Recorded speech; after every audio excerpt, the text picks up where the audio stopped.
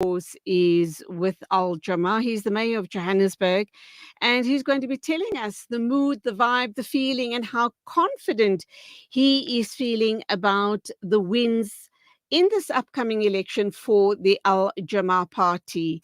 Mayor Kabelo Gwamanda, a very good morning to you. Welcome to the program.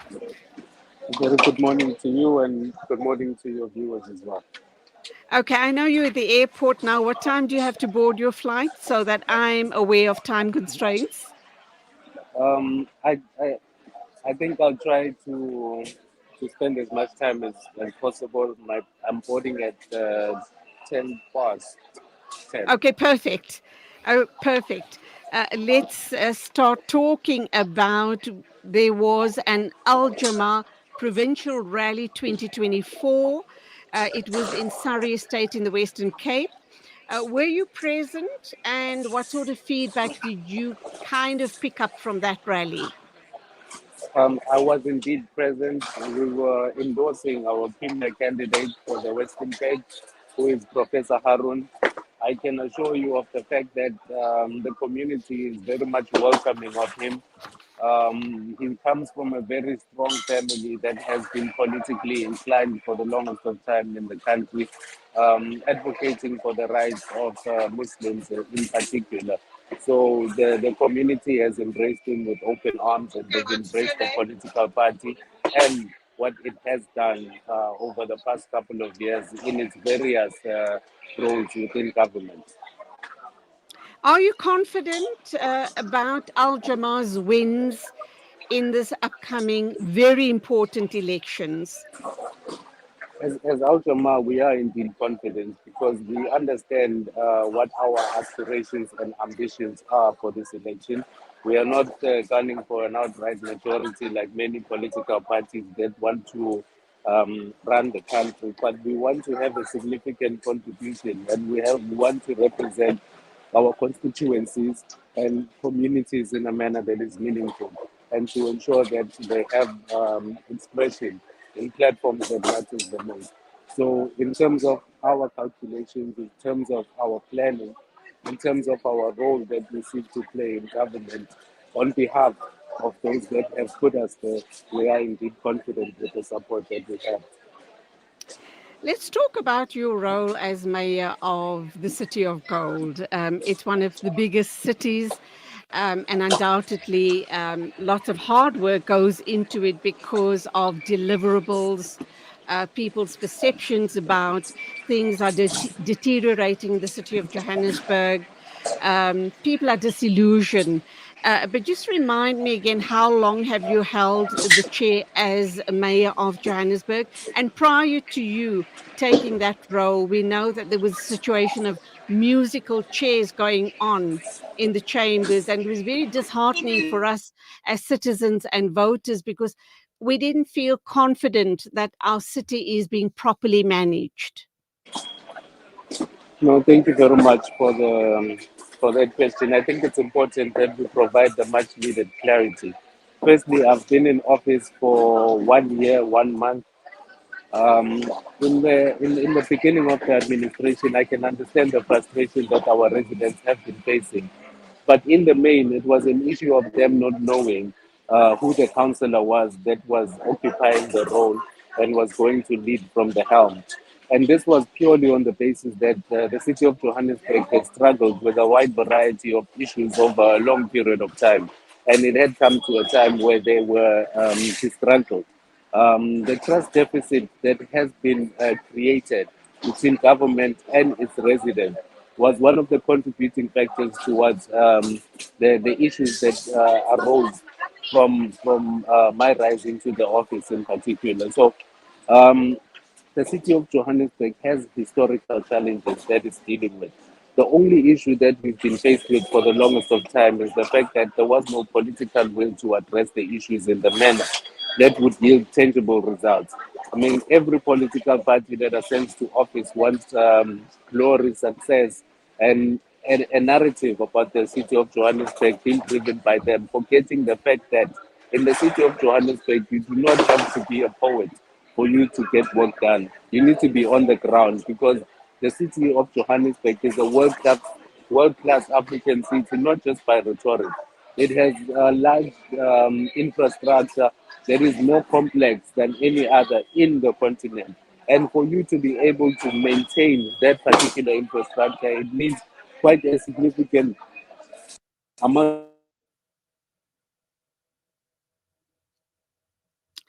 of infrastructure Okay, let's check if we can so reconnect. Yes, can you hear me? continue. Yes, we lost you there for 1 minute, but continue.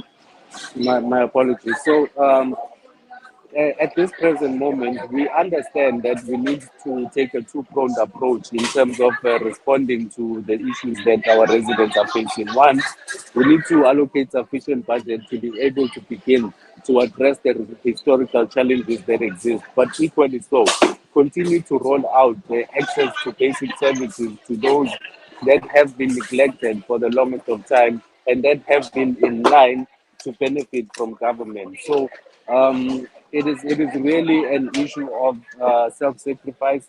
It is an issue of understanding that you occupy the role to serve and not to be idolized as a celebrity or um, I'm being serious because the residents Okay. need for us to be on the ground. No, Yes.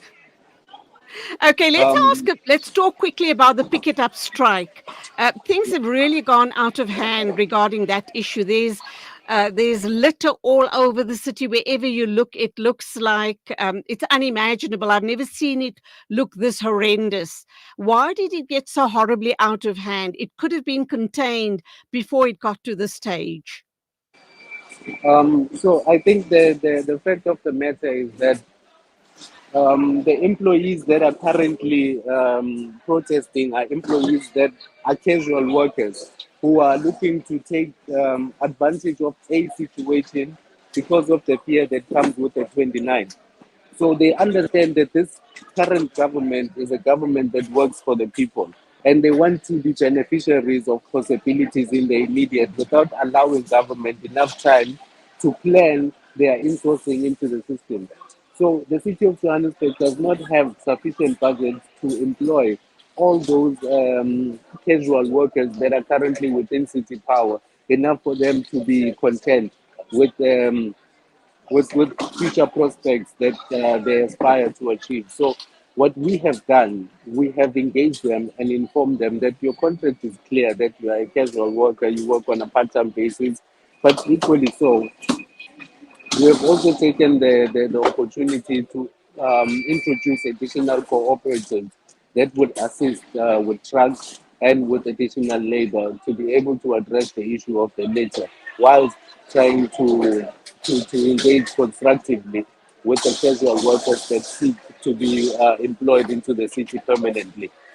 It's not practical for now, and we've been honest with them. But the issue that further exacerbates and prolongs this particular strike is the fact that political parties are looking at it as an opportunity to increase on their voter numbers, and they confuse these workers, whereby government has already engaged them on what is possible and what is not possible. But suffice to say that we have begun a response process to reinstate service delivery. And at this point, I think we are at 80%, if not 95%, in terms of cleaning up the city of Johannesburg. What are you going to do to mitigate such an event from happening again in the future? Because clearly, even though you're trying to rotate the situation, trying to give as many unemployed people the opportunity to earn money over a 3 or a 6 month period, they're going to have an entitlement, almost a feeling that they're entitled to be employed permanently. And this type of situation will resurface. What are you going to do to mitigate it? Um, so what we have done is that we in fact, it's a long-standing process that the city has. We enter into legal binding agreements. The opportunistic element of political parties to mislead and misguide our employees will be a threat that is inherent with casual workers.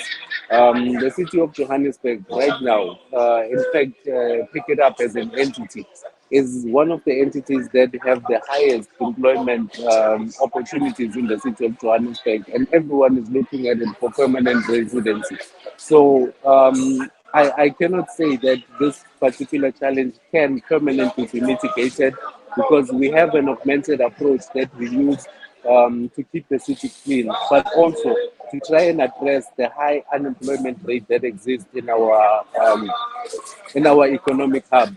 So every time government tries to intervene in one form or the other, there's always an element that would seek to undermine that by taking advantage of the situation and trying to maximize on it. Let's talk about your other wins, what you believe you've done proactively for the betterment of the city in your tenure of 11 months. There's still issues around water shortages or water shedding in a lot of areas, particularly the area where I'm talking from right now, and that is Robertsham. There's still non-delivery as far as I know we've had uninterrupted power supply for a while now, but people are suggesting that once the elections are over, we're going to go back to the dark days of load shedding. Your thoughts on those issues? What sort of promises can you, as the mayor of City of Johannesburg, make to us and the Jama-ah party, make to the people of the country? So I'd just like to clear that misconception because I think it's a very convenient way for political parties to promote themselves. We understand that load shedding is with us, but the city of Johannesburg in particular has begun a process in partnership with the provincial sphere of government because alone as a municipality, we do not have sufficient funds to be able to deal with this challenge and to ensure that um, we eradicate it completely within a short space of time. So, in partnership with the provincial sphere of government, what we are doing is we are refurbishing the power stations that exist in the city of Johannesburg. We've just turned on a 50 megawatt gas turbine powered power station. And this is to ensure that in the city of Johannesburg, whenever there is load shedding, it does not affect our residents the way that it ordinarily would. But also, we have a energy mix model in the city of Johannesburg that also involves independent power producers.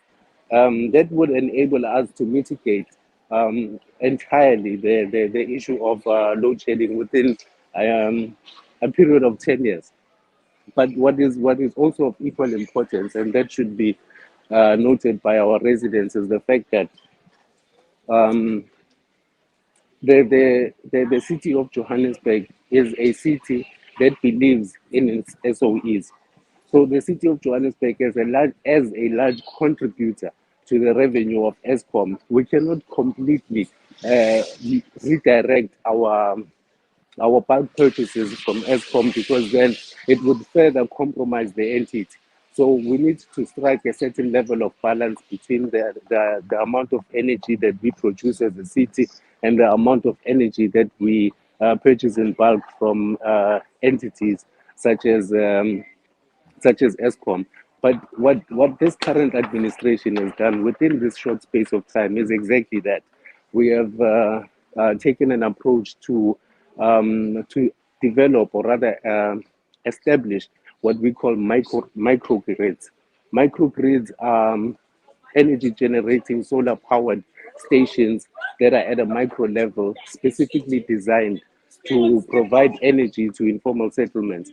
Now, what that helps us do is it helps us take these informal settlements off the grid so that they do not consume the base electricity that is required to be redirected to big businesses that rely heavily on the amount of energy that is purchased through bulk from ESCOM. So it has been challenging, but we have a case in point that we can direct our residents to in terms of what we've done. What it also does is that it assists with the water supply, because energy is very critical to the water supply, and we've been struggling as a city of Johannesburg. When we experience power failures or when our substations trip, then you'd face a situation where residents are without water for weeks at a time. So these power stations that we've established would serve directly to assist in that particular regard, to ensure that we are able to keep rainwater um, rainwater water infrastructure running efficiently all the time. I hope that's just not political speak. We need to wait and see if all of this does come to pass right after the elections. Let me just share a message with you from Facebook and then one or two important questions before I let you go. Sher Khan is saying, excellent in the short time, some great work. Let's just look at that again. In the short time, great work. This way, we're able to progress to the maximum. Keep going, Mayor Gwamanda. You are setting a very high level across the board. Thank you indeed for that comment, Sher Khan. Let me bring you in. I viewed a clip where you, councillor, are saying that in your term as Mayor of Johannesburg, you haven't been involved in corrupt activities at all. You've been very, very clean, and you're very proud of that statement that you've made. Are we hoping that this is what we're going to see going forward with Al Jama post the elections? We can't hear you? There you go. What I can assure you is the fact that Al Jama is one of the political parties that lead with integrity. We lead with fairness, justice, and equity to all. So what we take. Your greatest boarding, sir. 10 year, go down with the escalator. Go down with the escalator. My sincere apologies. What we No take pride worries, in. no worries. This is what live TV and radio is all about. So carry on. Thank you very much. So what we take pride in is the fact that as a political party we are rooted in in godly principles. The Islamic faith is an anchor for the political party to be able to lead with integrity and to be able to lead with fairness and justice. So I am not tempted at any given point in time to engage in any nefarious activities because of the fact that because of my fear for the Almighty. I understand that I'm a servant, regardless of the role in which I occupy. I am there to serve, and to serve is the only thing that I do. Whichever confines of remuneration that I'm limited to is what I will be concentrating on, and it's the only form of income that I will rely on until I occupy a different role. So our residents can be rest assured that corruption is no longer one of the critical elements that plague our municipalities. It's only historical issues that are being addressed, not only in the media, but we are putting in place mechanisms to ensure that we mitigate in the future, and we prevent further corrupt activities from happening once we vacate office. My final question to you then is, depending on the outcomes of the elections, you may or may not be the mayor of the city of Gold going forward. What will your next role be? Will you still be involved with Al Jama? I definitely will be involved with Al Jama. I am a dedicated and disciplined member of the political party, and whichever role and responsibility I'm deployed to occupy, I will do so at the best of my ability. Thank you indeed. Congratulations. Good luck for the upcoming elections. Go well, keep safe. Till the next time, I'm sure we're going to have lots of interesting conversations going forward. Lovely talking with you. Go well. Thank you very much, and thank you to your viewers. It's exactly 10 o'clock, and that means it's time for us to wrap up. Thank you indeed for your company this morning. We do hope you've enjoyed the conversations. You and I will be together tomorrow morning at the same time. And for those of you who've registered for special voting, please do Do go out, cast your votes. It is very, very important, not only for you and I, for the entire country, for the future of South Africa. Make your way to the polling stations today and tomorrow. And for those of you who are just going on Wednesday as ordinary voters, it doesn't matter how long those queues are. Do the right thing. It is your civic duty to make sure that you cast your vote and take this country forward, inshallah. Till tomorrow then. Assalamu alaikum and Khuda Hafiz from me, Julie Ali.